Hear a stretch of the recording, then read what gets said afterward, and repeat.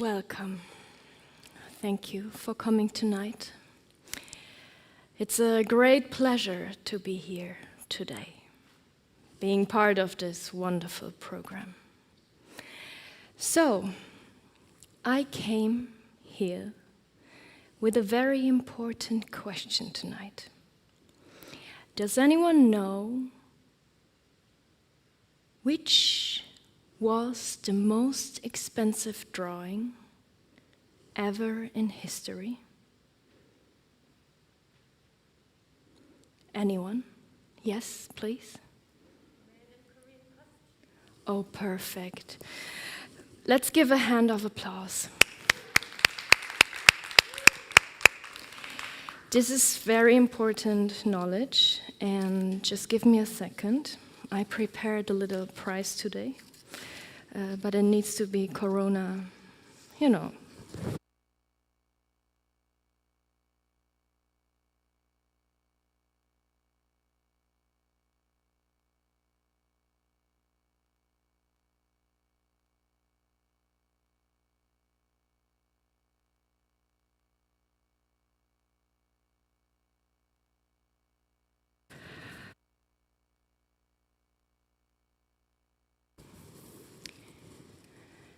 Yes. You see, it was man in Korean costume. And it was being auctioned in 1983 for £300,000 and went to the Getty Museum. When I first started my artistic research for my performance Yellow Banana, in 2018, I was wondering why there was barely any record of an Asian person living in Europe in the past. And I don't mean the recent past. Of course, as we also have heard today, there are the records also in Germany during the 19th century of Chinese sailors, who are also settling in Hamburg, here at the Schmuckstraße, between St. Pauli and Altona. And there are also some records of Indians who came through Britain to other European countries. But what I mean is, what happened before that, like 200, 300 years ago? Why is there no record? I mean, Europe and Asia share the same continental plate. It's the Eurasian Earth plate, and it's connected. It's a connected landmass. So why are there so many records of white Europeans, cis men coming to Asia, Africa, the Americas, the Pacific, but not the other way around? Why is there no record, or barely any known record, of, for example, an Asian person coming to Europe and living and settling down here? And I don't mean only East Asians. It's the same with West, Southeast, Southwest, South, Central Asians. So, I dig deeper. I digged and digged and digged deeper until I bumped into this man in Korean costume. It's from 1617 and was drawn by Peter Paul Rubens, the artist, the painter. As a person born and raised in Siegen, I don't know if you know Siegen, there's a German joke which goes like, was ist schlimmer als verlieren? Siegen. What's worse than losing? Siegen, which also means victory. I mean, I didn't have so bad memory there. But it's true that it's a no to spectacle town. The only maybe impressive thing might be the university, which is not so interesting when you're a child. But there was this one thing Siegen was very proud of, and that is that Peter Paul Rubens was being born there. He left when he was 1. He was born there because his dad was in exile. And he happened to be born in Siegen. And well, while my parents were fleeing a dictatorship and studying there, I happened to be born there. So when I first saw this drawing, there was already a kind of imaginary bond. Still, it surprised me that it was being auctioned at such a high price. I mean, look at it. There's nothing very special. Maybe here, this one thing, I don't know if you see it. There's a boat from far away, just indicating that this person traveled, maybe. But other than that, I don't know. It's pretty plain. But the reason why it has been sold so expensively is because of its many mysteries it holds. There are more questions to this than answers you will get. It starts with the title of the piece, Man in Korean Costume. It was not coming from Rubens himself, but was put on in 1935 by British art historian Claire Stewart-Wortley. After Rubens drew this image, with the ship behind, as I said, it was one of the most circulating copies. I mean, there were more copied drawings, which were hanging in a lot of European households. It was like a goodie, you know? Like, I'm more from the 90s, as I'm a millennial. Maybe during the 90s, when you go into a teenage room, there are these posters, and they're often either Backstreet Boys or Spice Girls. That was like the Spice Girls, or maybe also NSYNC. This was this kind of pop culture at that time, you know, hanging in every European household.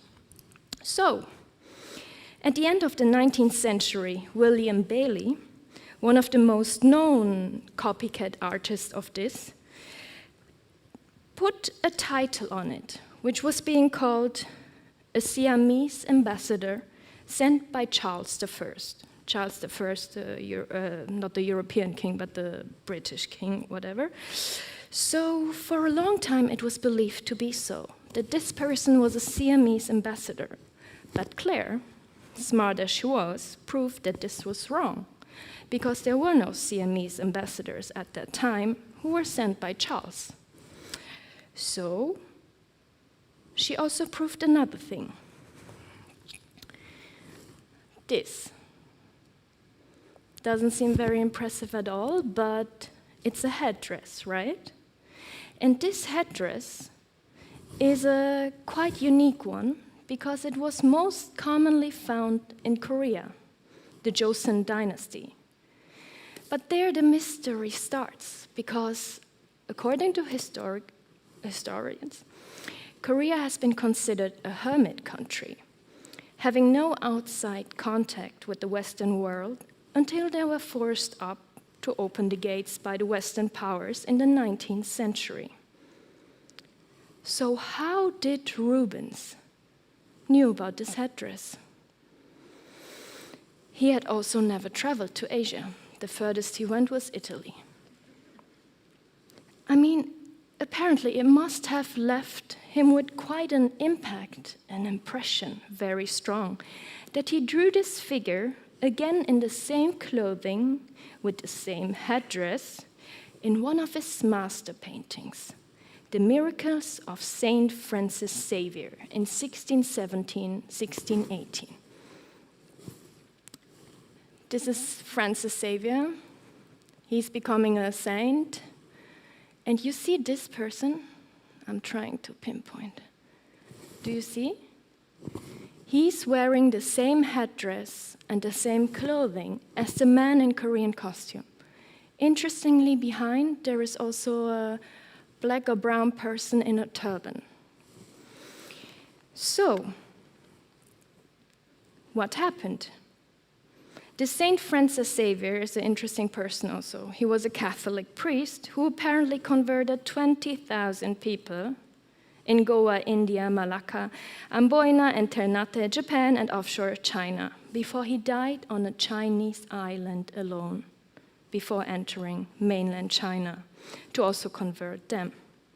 He was maybe like the Justin Bieber of his time.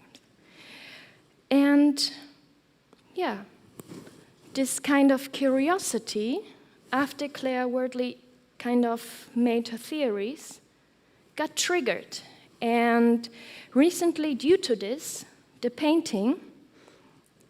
curiosity of this painting, old scriptures have been rediscovered. So I bumped into Ipung, a Chinese merchant who boarded a Dutch ship in Java and came to Middelburg, the Netherlands, on the 31st of May in 1600. Yes, that's Ipung. Dutchman Nicolaas de Vries drew him in one of his albums on January 12, 1601. And next to it, Ipung introduces him as a Chinese merchant who came to visit Europe. It says kind of like, "Hi, I'm Ipung, I'm a Chinese merchant, I'm from the Great Ming, China, I'm here to visit Europe." Behind the drawing, a Latin description is placed introducing Ipung to the interviewer. Not the interviewer, sorry, to the viewer. What is striking is the similarity of de Vries' drawing and the one from Rubens. Additional sources in Dutch and Chinese tell us about the successful career of Ipung. He eventually returned back to Southeast Asia, but kept his role as a middleman for the Dutch East India Company. It is the first surviving portrait of an Asian, especially Chinese, whose biography is supported by diverse sources. Various Asian travelers came to Europe during the first decade of the 17th century, or assumingly even earlier, especially via Middelburg in the Netherlands, which is being mentioned via different sources. It is not known how many of them settled in Europe, though. Another famous Asian who also settled down in Europe is being mentioned by Italian explorer Francesco Caletti. In his book, My Voyage Around the World, he mentions that he bought 5 Korean slaves in Nagasaki, Japan, after the Korean-Japan War, and then freed 4 of them on the island of Goa, and 1 followed him to Europe. This is not entirely true, because he was actually being captured by the Dutch while being in Goa, because for whatever trade reason or conflict, and then the Korean tricked the Dutch into bringing him on board as well. That's why he also arrived in Middelburg with Francesco on the 6th of July, 1602, a bit after Ipung. Soon after, Caletti took him to Italy, and he was known under the name Antonio. And he left for Rome as a free man, where he lived further on. Antonio was also the source of inspiration of kind of Antonio Correa, which was linked with the man in Korean costume before, and became, according to the Korean imagination and the Italian people with the last name Correa, that there might be a connection with them and that they might be the descendants of Antonio Correa. And at the end, in 1993, also the South Korean government invited them to come to Korea, and then they did a DNA test, and there's a lot of mystery around it.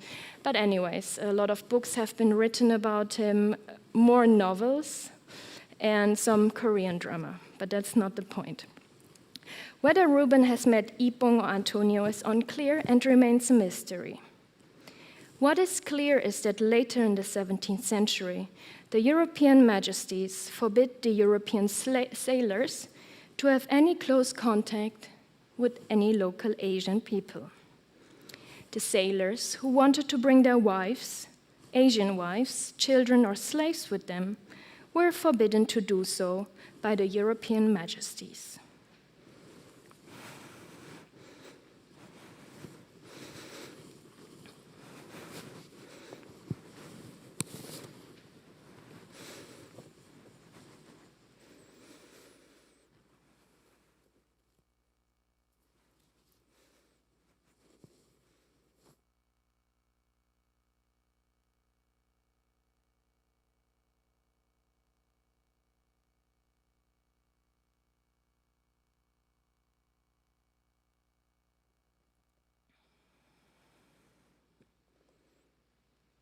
Also around this time, the Europeans decided that Asians should be yellow.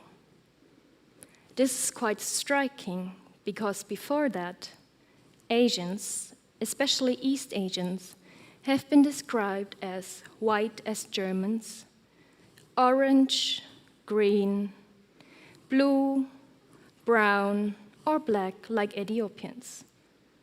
When they could before become white in accepting Christianity, although they could never become the same rank when they were priests like the white Europeans, this was not possible anymore.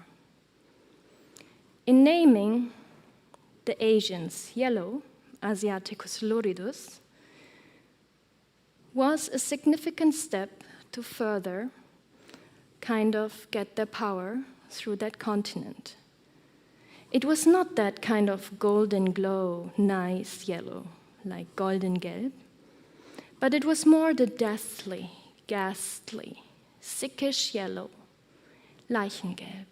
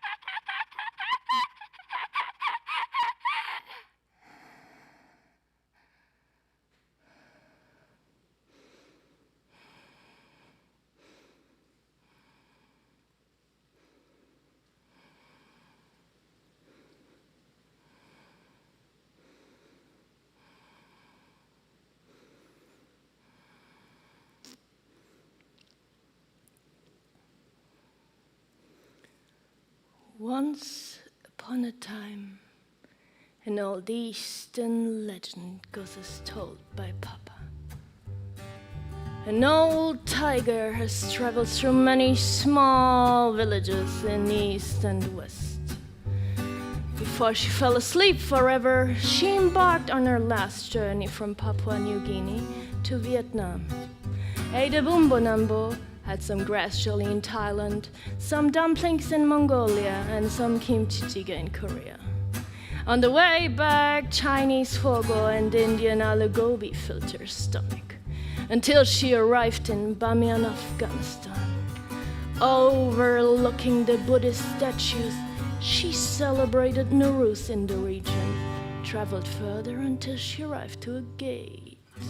Pling said, "Take up the white man's spirit and send forth the best your breed to serve your captives' need.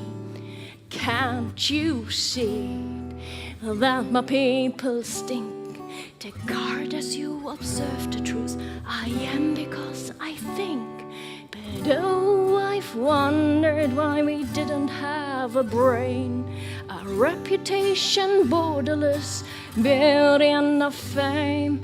I've always asked myself why Eurasia's not our name. Is it Europe or Asia? We know whom to blame. Linnaeus named us after the color of disease. Blumenbach was confused if we were yellow, olive, or green. But then he decided that we are the color of sucked out and dried lemon peel and massage parlor. But oh, Eurasia, I heard of your name, your reputation borderless, beauty and your fame. I've always asked why is Eurasia not our name? Instead it's Europe and Asia. We know whom to blame. John Langdon Down declared us as a people of Mongoloids and Down syndrome. We were the childlike race, the div and the done. Our language is for children. Our women are little geishas and our men are like women. But oh, Eurasia, I heard of your name, your reputation borderless, beauty and your fame. I've always asked why is Eurasia not our name? Instead it's Europe and Asia. We know whom to blame. So the story goes on. On the gate, the new gate, it said Europe. And the police came to capture the tiger. They took her fingerprints and then sent her to a camp for manual labor. After she got weak, she was sent to a zoo. People from afar came to see this tiger and pat her. She resisted until she got exhausted and her fur started to fall out. Rumors spread she had a yellow sickness. She was being slaughtered. Her fur, paws, bones, teeth, genitals were divided by the European majesties. Hey, Mr. Europe, what's up with this game? I've always thought we shared the land, our tectonic plates the same. Once we were neighbors, but it's such a shame. You made my people laborers. You better know our name. You made my people laborers. You better know